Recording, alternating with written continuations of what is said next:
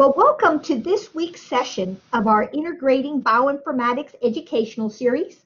My name is Liz Pierce, and as moderator for this series, I am pleased to introduce Dr. Ann Rosenwald. She is Director of Undergraduate Studies in Biology, as well as Professor of Microbiology and Immunology at Georgetown University. Dr. Rosenwald is involved in several education efforts geared towards bringing modern biology to undergraduate classrooms. These projects include the Genome Consortium for Active Teaching and the Genome Education Partnership. For today's talk, Dr. Rosenwald will be talking about Genome Solver, which began as a project to help train faculty with little experience in bioinformatics. So without further ado, let me turn the microphone over to Dr. Rosenwald. Great, thank you so much for the invitation. It's a real pleasure to be here. I've been telling everybody that I'm giving a talk in Arkansas, but kind of in quotes. So, so thank you all for coming today. So I'm gonna have this outline, and you'll see this slide several times. When it pops up, I'll stop for questions if people have any, but also feel free to stop me in the middle if you have a question then too. So this is going to be my outline, but I'd like to start off by acknowledging the current leadership team who are doing a workshop, a Genome Solver workshop as we speak, for some faculty who are implementing Genome Solver this semester. So the current leadership team is Gaurav Arora at Gallaudet University in DC and Vinayak Mathur at Cabrini University outside of Philadelphia. Both of them were postdocs in my lab and now are on the tenure track at their respective institutions. So I'd like to start with this quote. You know, the reason we all got involved in science was because we thought it was cool and we got passionate about it and we wanted to keep doing it. But for a lot of students, that's not the experience they have, right? So it's easier to be a passive conduit of some published materials and follow model instruction than to deeply and thoughtfully about the meaning of one's subject and how best to convey that meaning directly and honesty to one's students. And I would add to also convey the excitement of that discipline as well. So obviously this guy was talking about math instruction, and you know, if you don't do it right, even if you get the right answer, it gets marked wrong. And so that's what his lament was about. But I think it's equally true that we have some students who might be interested in science, but they get turned off along the way. So how can we try and retain those? We think that we're going to need more people being involved in STEM over the next few years. This slide is actually a little bit old, but the data that I came across most recently talks about these same projections moving into the future past 2020. So we're going to need more people who know how to do this stuff.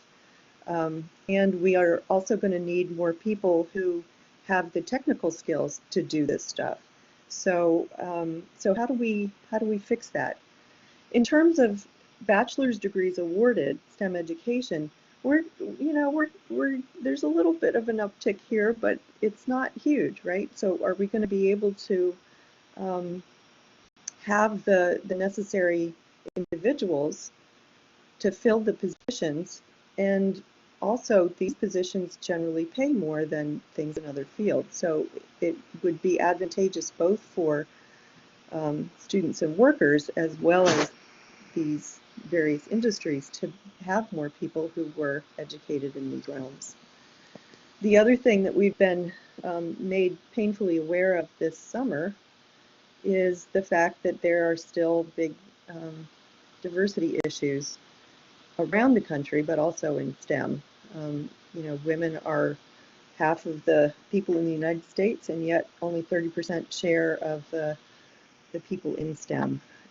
Same is true for underrepresented minorities, especially Blacks and Hispanics, as shown here. So we've got some work to do. And then on top, here we go. This will happen this year as well, right? So the question is how to train and retain a diverse set of students in STEM. And so what I'm going to argue is that undergraduate research as a high impact practice, including research that you can do remotely on a computer, is one way that we can get students excited about being involved in STEM. So, so here we go. Does anybody have any questions so far?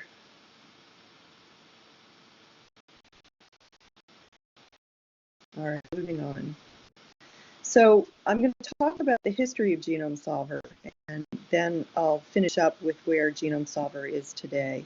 But here's where we got started. Our inspiration was the information that was coming out about 10 years ago regarding the Human Microbiome Project. There was tons of data that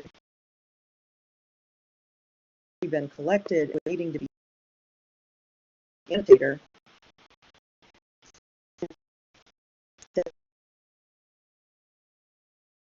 There's not much else happens. But there are a lot of relatively simple online tools that are available that you can use to do the analysis. And here I'd like to acknowledge some of the folks who were involved in the original design of Genome Solver. Janet Russell, who was then at Georgetown, our Center for New Designs in Learning and Scholarship, which we call CANDLES. Ramana Madupu, who was at the J. Craig Venter Institute, who partnered with us to host faculty workshops, and Jenna Canfield, who's in the chemistry department at Simmons College. They provide kind of some of the biology background. So what was interesting about this is the notion that human beings are actually more than. We have about 10 trillion cells in our bodies, but the associated microbes are somewhere between 3 to 10-fold more abundant than human cells. And these microbes have interesting genes in them, more so than human cells do. So we thought this was a great opportunity because of all the cool questions that you could ask, as well as all of the data that was coming out of this project that was available for free through NCBI. So the project took, let me back up one. The project took samples from a lot of different people, from a lot of different places in and on their bodies. And then there was a series of about 20 papers that came out in 2012. These were the two kind of flagship papers from the Human Microbiome Project Consortium. So there was a lot of information available, and so we thought, why can't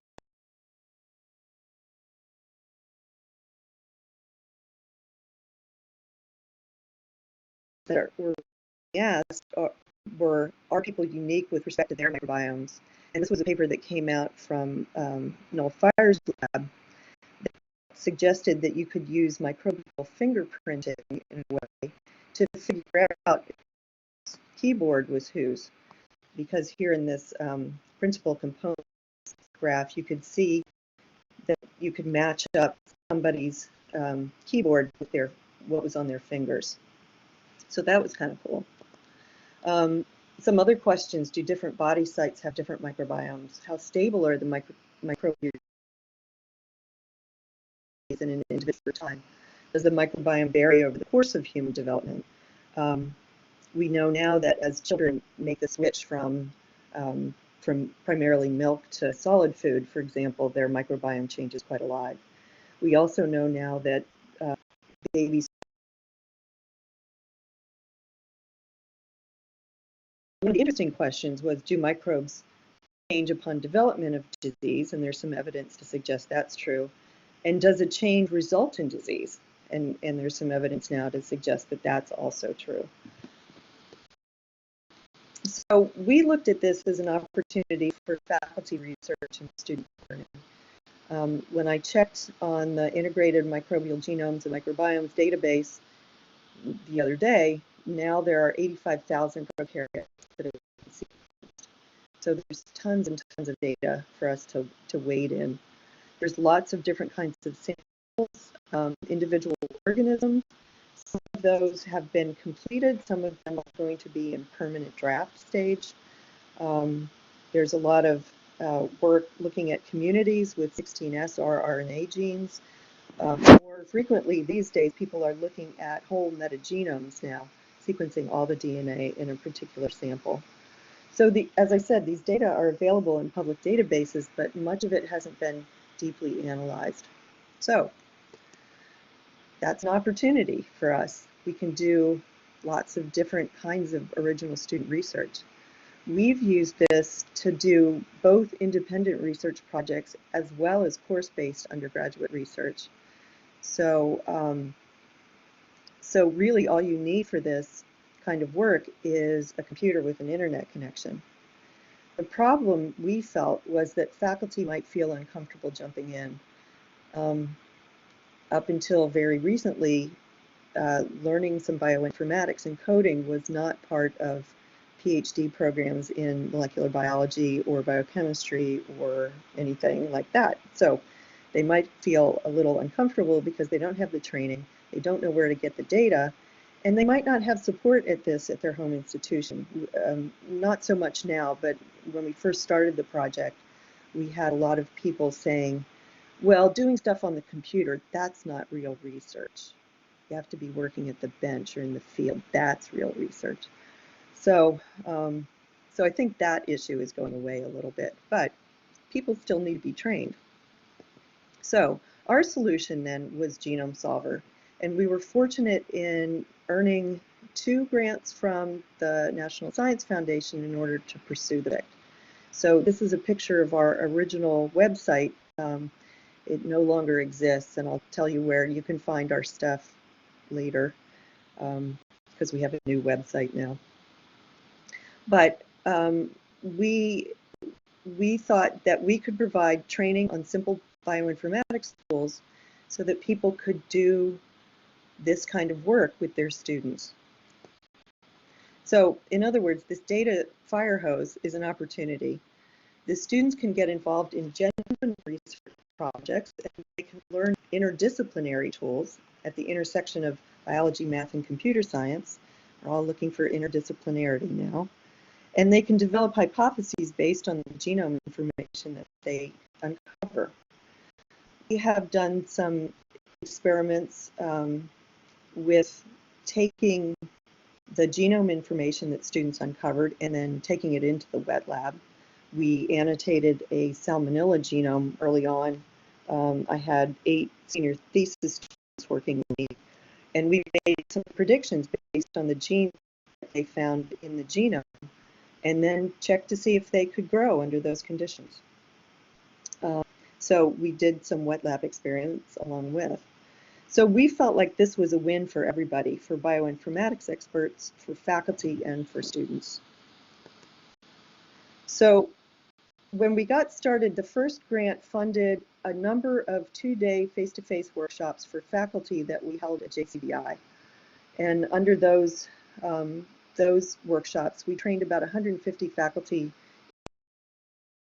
blast, muscle, mega, things like that. The basis for the workshop was some student work in a class that Gaurav and I taught in the spring of 12 called Microbial Genomics. And I'll be referring to that class because it turned out to be kind of the basis, really, of what we're doing now. So in terms of the workshop outcomes, I know this is a little fuzzy. We surveyed the people who took the workshop, and by and large, they were pretty happy with the experience that they had. So I'll just point out this first line here. We asked them on a 5-point Likert scale how their experience was, and this top one is overall I had a positive experience with the Genome Solver workshop, and the number here is like 4.8 something. So people by and large felt like the workshops were useful. What we did in the workshop in order to teach people the tools was we came up with a workflow where people could learn how to do BLAST, learn how to gather accession numbers, learn how to use these accession numbers to go different places, look at different databases, to to do multiple sequence alignments and then make phylogenetic trees. So this came out of this class that Gaurav and I taught, and the student here, so Brad was in the class, Theo was in the class, Alex joined us later as a research student, but Theo had an interesting idea. We had given them a prompt to say, okay, find a genome that's been completely sequenced, look at it and tell us something interesting about it and do a podcast about it. So that was their assignment, pretty open-ended. And so Theo came to me one day and said, you know, I've been looking at this Chlamydia genome for a while, and the only thing that I've really found is there's a gene in there that when I blast it, it finds bacteriophages. So it's a bacterial gene, but it's finding bacteriophages. And he's like, that's not interesting. And I was like, well, yeah, it actually kind of is. Why don't you with it? And so that's what we did. And this then became the framework for the workshops. So I'll tell you what we found. So at that time in the databases, and the last time I checked, this was still true, there were 5 complete Chlamydia pneumoniae genomes in the databases. One was from a koala, and it turns out that chlamydia in koala is a big problem in Australia. It's leading to some serious population decimation problems in the koala populations. So there was this koala isolate, and then there were 4 human isolates. This particular species seems to be able to infect a variety of different vertebrates, and it causes both lung and eye infections, and it's an obligate intracellular parasite. The other part of the equation was there were a set of small bacteriophage genomes that were also present in the databases that seemed to affect this Chlamydia pneumoniae, as well as the chlamydia species. So here are the names of them. Here they're all really, there's single-stranded DNA circles, and the genome encodes about 8 proteins. It depends a little bit which we're talking about, but it's unclear whether they're all functional because some of them are quite small. So here's the genome of one of these phages. This is phage 4, and I want to point out here's the gene that Theo started with, the PRIP gene, and I'm going to also point out this gene, the minor capsid protein gene, and then the major capsid protein gene I'm not going to talk about today. So I know this is tiny, but you can look at the nice colors. So there is evidence for horizontal gene transfer with this PRIP protein, putative replication initiation protein. So this is an alignment of all the PRIP proteins from the phages, which are on the top of each box here, as well as the 5 chlamydia strains.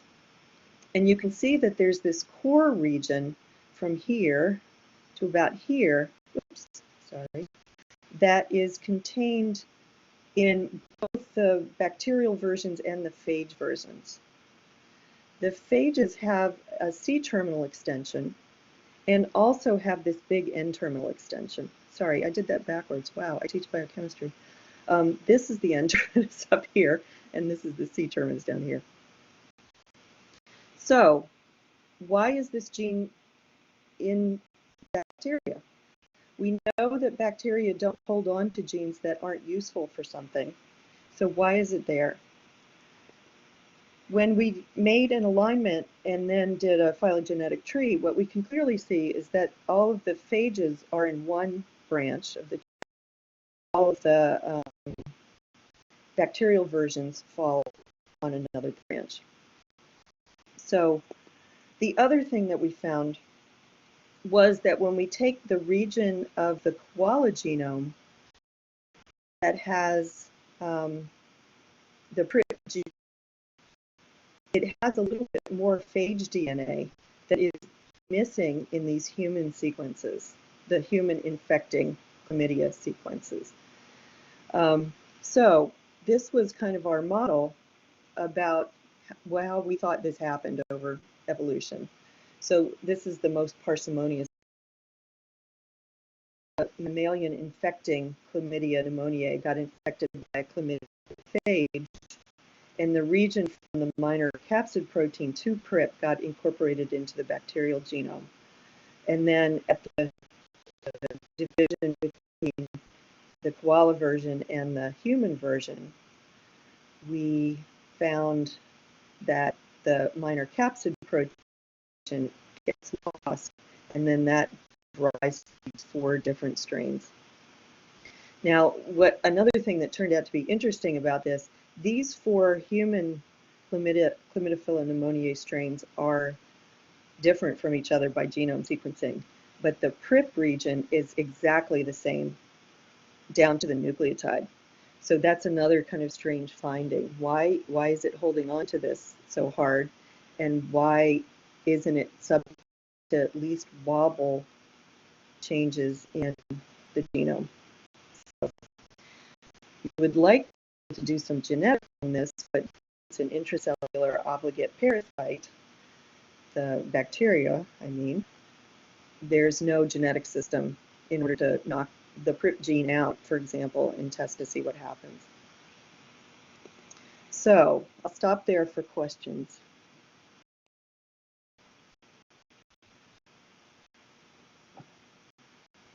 Okay, I will move on. So after we had done a number of workshops at JCBI, excuse me, mostly we did them at their Rockville location, which is not too far away from Georgetown. We also got a chance to go to their La Jolla facility in California and do a workshop, which was great. But those workshops were really expensive because we flew everybody in, put them up for 2 nights or 3 nights, depending on where they were coming from, and then fed them and housed them, and so it was actually pretty expensive. What we decided to do instead with the second grant, which we called Genome Solver on the Go, and one of the places we went was Ouachita Baptist University, so thanks to Nathan. We went a bunch of other places, and in that format we trained about another 130 faculty. So in that second grant, we also had 2 other aims. One was to evaluate student learning. Great to train the faculty, but if it doesn't trickle down to the students, then we have a job that we really set out to do. The other thing was, based on feedback we got from the people who had attended the JCBI workshops, when we set up Genome Solver, the initial idea was that faculty would contribute lessons and curriculum so that we could grow a library that everybody could use. Grow a library of bioinformatics faculty was that no one felt super comfortable, even though they enjoyed the workshop and felt like they learned a lot, they didn't feel like they had enough background to develop their own lessons. And so in fact, the message that we got was, please develop something for us.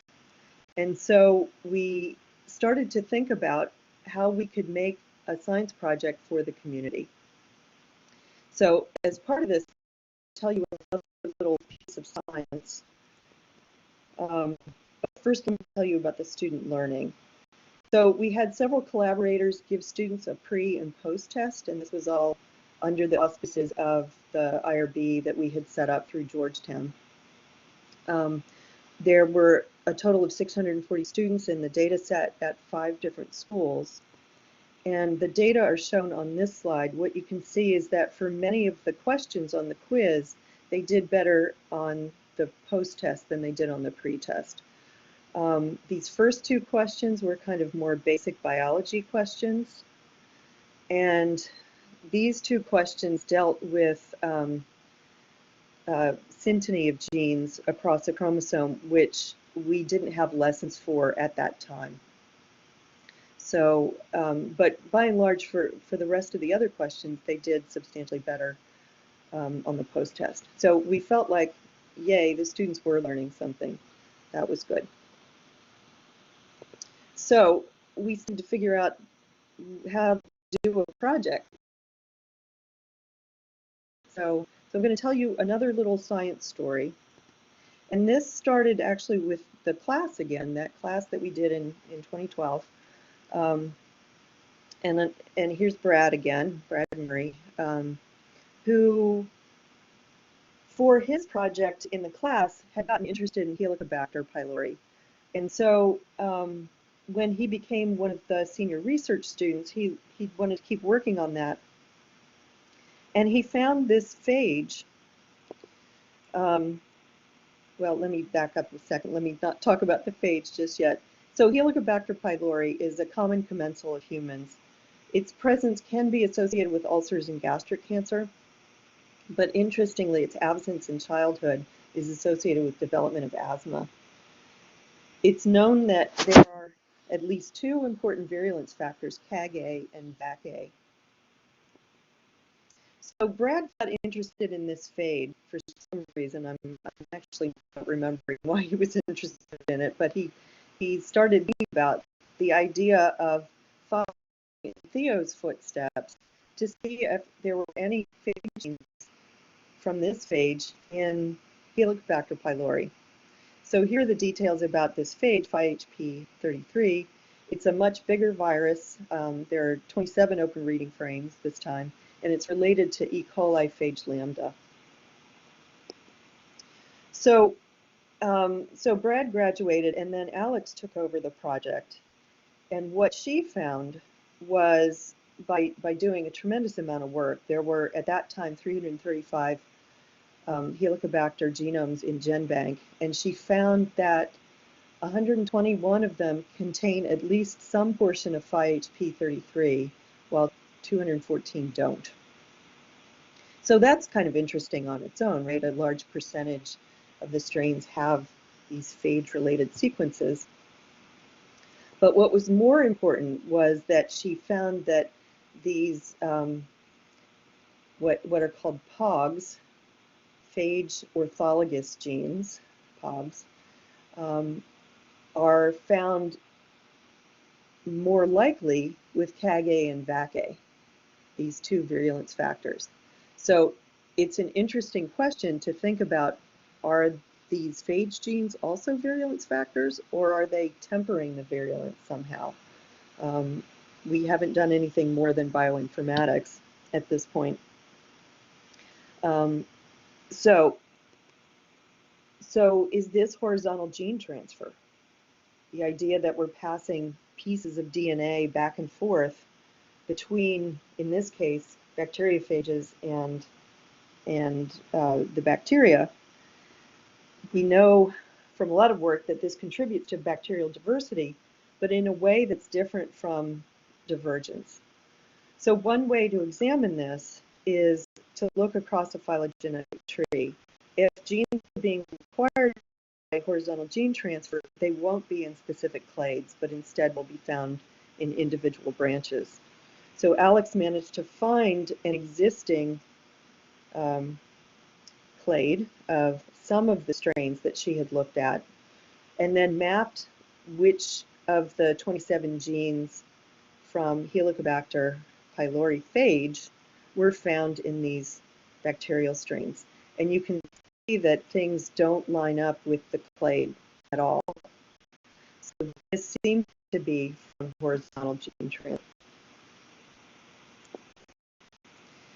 So gene transfer, that starts thinking a little bit.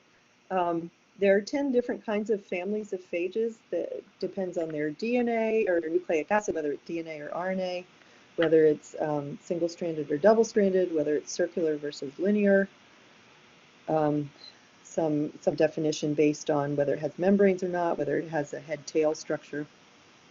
And so we got to wondering, how prevalent is this horizontal gene transfer between phage and bacteria?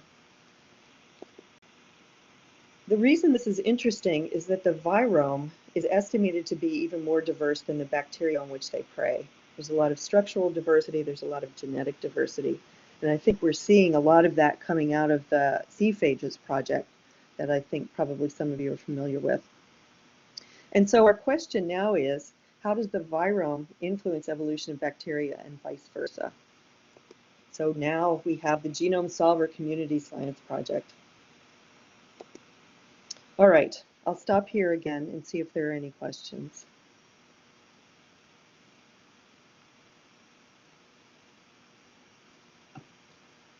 All right, so what are we doing now? The last workshop that we did was in the summer of 2017, but Vinayak, Gaurav, and I are continuing to work to build new materials and make them available to people. All of our current materials are now available through the CUBES website.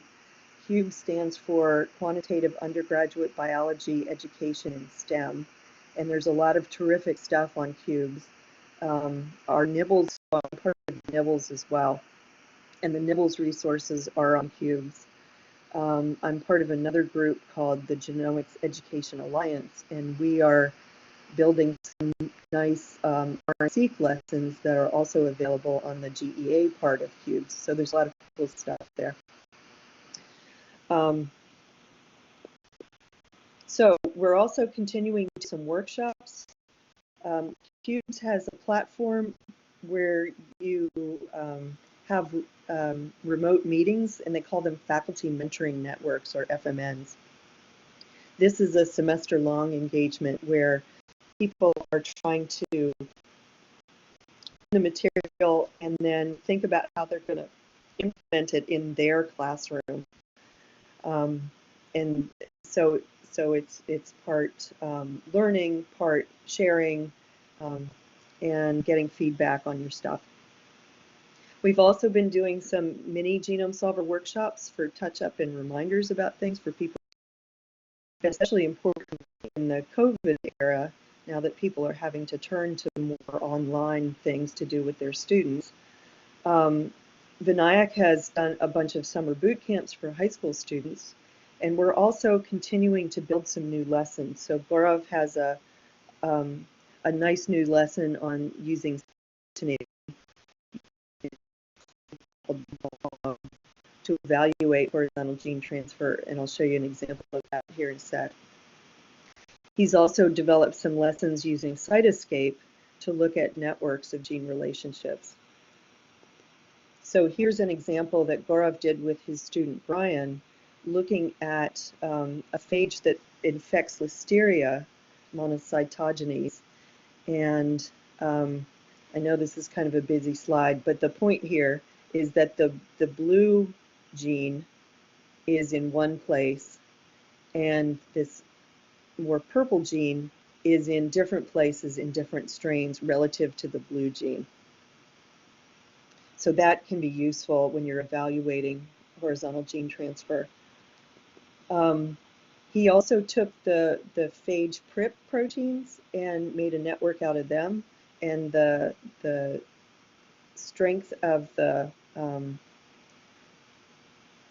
relationship by blast is shown by the thickness of the line. So the thicker lines are showing more similarity.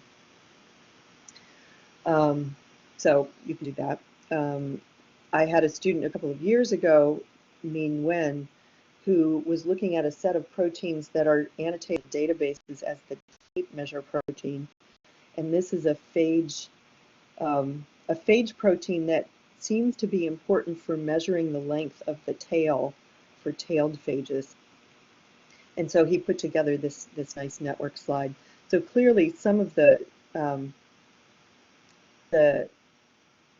tape measure proteins have gone many different places, as shown here, but then here's an example where there's only a phage and a bacterial pair.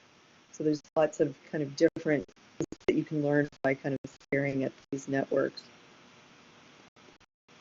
So for our current efforts, we are continuing to recruit people to contribute to our growing database of instances of horizontal gene transfer between phages and bacteria. We have on our website the directions about how to do that, but you can contact me if that's something you might want to be interested in. Vinayak has also developed some tools to speed up the process of doing the blast searching to try and find these orthologs. So he, with a couple of high school students and a colleague of his at Temple, put together a new Python workflow, and that actually is what the workshop this afternoon was about. So just a couple of other examples of things that Vinayak has been working on. One of his graduate students has been working on looking at the phages that infect Streptococcus, and then an undergraduate has been working on the phages that infect Parabacteroides. So there's lots of stuff that can be done here.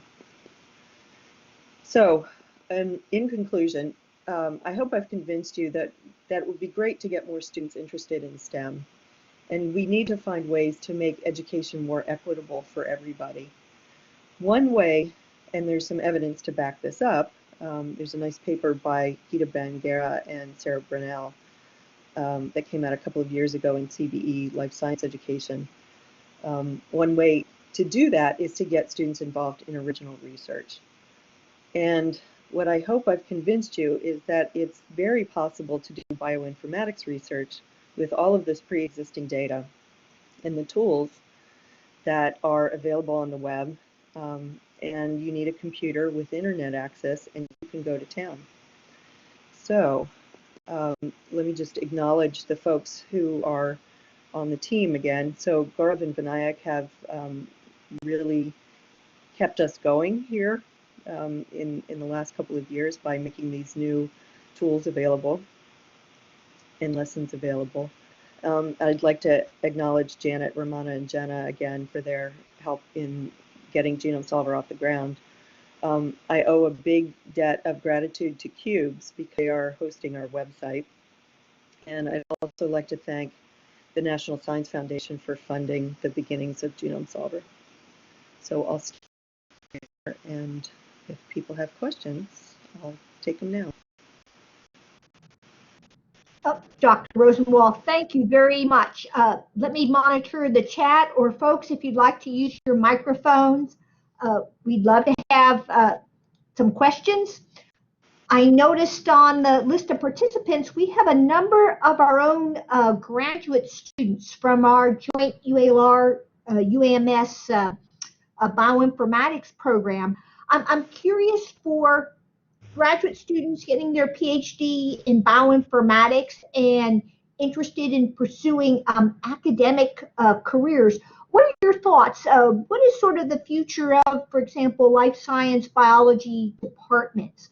Are they looking to hire bioinformatics? What makes, how can graduate students make themselves more attractive in terms of getting hired by academic life science departments?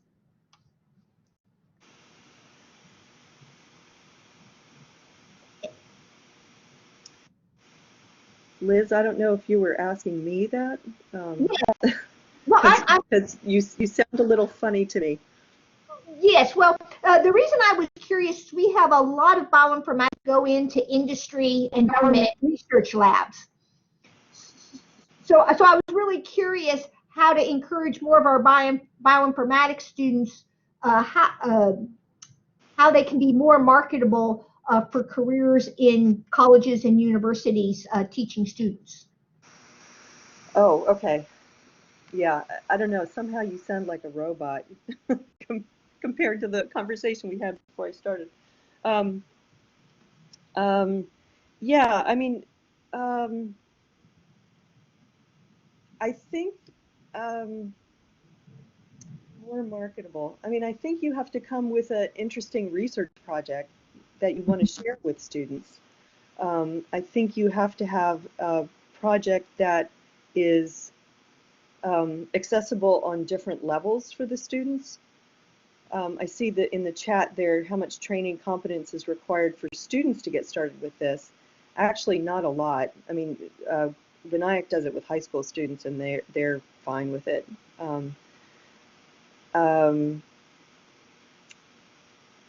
I think you need to have an interest in working with younger people.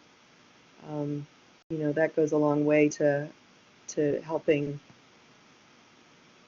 get things off the ground. So yeah, I mean, I think it's just you have to want to be a teacher. That probably is a little glib, but I'm happy to discuss that more. Liz, I'll answer that from the perspective of the junior faculty.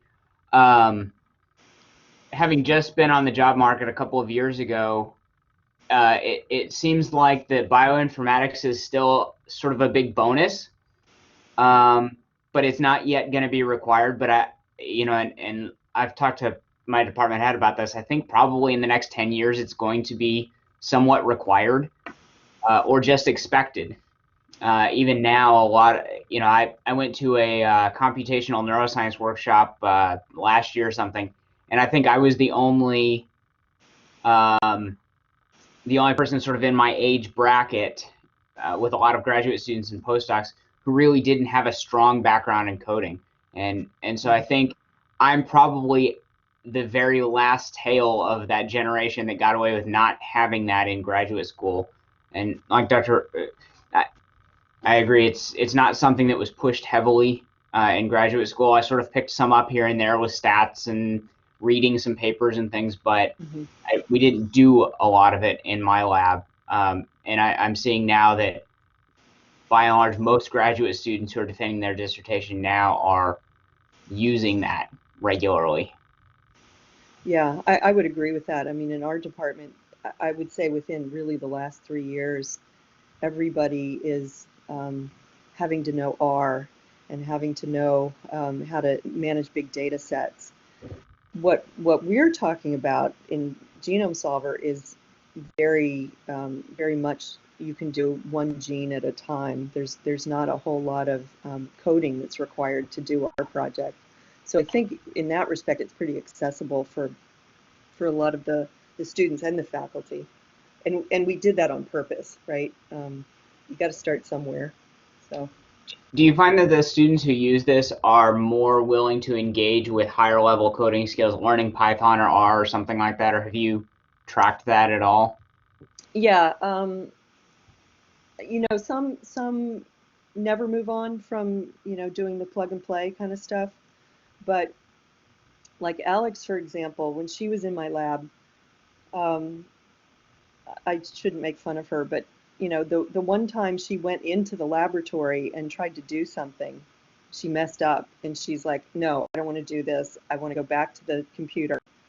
But she taught herself R, she taught herself how to use some really pretty sophisticated programs on her own. So yeah, she just didn't like the bench work at all. So yeah, so some students kind of take it and run. Some never move on. But I think you find that in anything, really. You know, whatever kind of strikes their fancy and they want to learn more, they'll kind of go for it. Thanks. That was interesting. Thank you. Anybody else? Well, I'll just follow up because David asked a really interesting question. Do you face a lot of hesitation from the students? And I'm curious, have you found in your experience that maybe there's more hesitation on the part of the faculty, that maybe the students are more willing to try it, but it's maybe the faculty that are more nervous? Yeah, I mean, certainly there is a lot of hesitation on the part of the faculty. You know, I thought that we would be kind of putting ourselves out of business after we trained all these people because we come in at such a low level, but we've gotten feedback from some of the faculty saying this is too hard for me. This is you know, you need to start back further. And we're like, okay, well, the students, on the other hand, it's a little hard to say. I mean, some of them really embrace it. On the other hand, we have a bioinformatics class in our department. We teach it once a semester. We have about 400 majors in the department.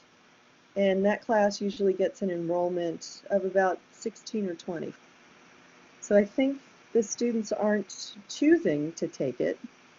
You know, the ones who do are obviously interested in it, at least to a certain extent. But we've actually had a lot of conversations lately about, you know, what does it mean to be a biologist in this day and age?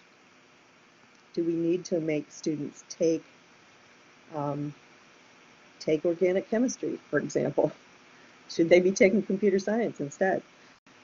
Um, so there are a lot of conversations there about how to navigate all of the skills that a biologist needs in this day and age.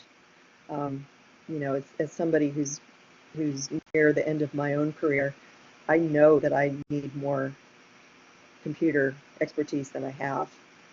Um, so yeah, so it's hard to know how to navigate that. Do we require computer science? Do we require bioinformatics? I don't know. Yeah, we're having a lot of the same conversations, and especially in the COVID era of students who are online and remote, like how much can we do in a lab setting online? And Yeah. we've talked about and thrown out the idea that now you can be a biologist and never go into the lab. And so why do we have to have an on-ground lab? And so, but I'm curious, I mean, do you see this as something that students will eventually just pick up? I mean, it used to be that students would all learn how to do, you know, like an ELISA or something, but now it's such a simple thing. There's off the shelf things that happen that you just sort of learn it along the way. Is that how it's going to Yeah. be in 10 years, or is this going to have to be something that we have to train intentionally? Yeah, that's a good question. I don't know. You know, so I think some of the stuff people can pick up on their own. I mean, certainly I didn't have a lot of formal training. I just like played around with stuff a lot. Um, you know, I took some workshops and things like that, but I I think I only took one bioinformatics class. Um, so so yeah, I mean, I think some of it is pick upable. I also think though that there are a lot. I'm going to answer this kind of in two parts. One is that the research community is not thinking a lot about the needs of the education community in this regard. So I had been talking to some people at NCBI, and they were rolling out a new version of Blast, or you know, changing their web interface. Um, and they're like, "Yeah, we'll roll it out in August, just in time for you to start class."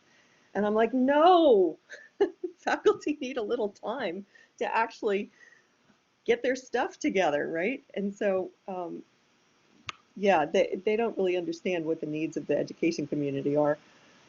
Um, on the other hand, there are a lot of organizations, a lot of groups that are working towards this goal to try and make it more accessible to lots of different people. So Genomics Education Partnership, Genome Solver, of course, GCAT Seek is another group, Nibbles. So there are a lot of groups out there that are, you know, trying to build curriculum, trying to build good lessons. One of the other things, Liz and I were talking about this a little bit beforehand, the Nibbles group has come out with a list of competencies for bioinformatics. And so that seems to have been accepted pretty well by the education community. We had a lot of faculty input in generating that list, I should say too. Um, but now we have something that we can use to say, this is what a bioinformatics class should look like, you know, and people can start using that as a norming tool to bring things together. But it'll be interesting to see over the next few years what happens, right? I do think that more students are going to need more data science skills than the typical biology major gets right now.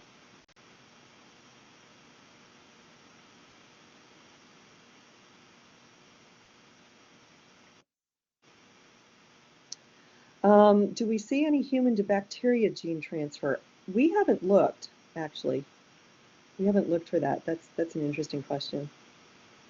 My guess is that maybe some people in the Human Microbiome Project may have been looking for that, but I don't know of anything off the top of my head.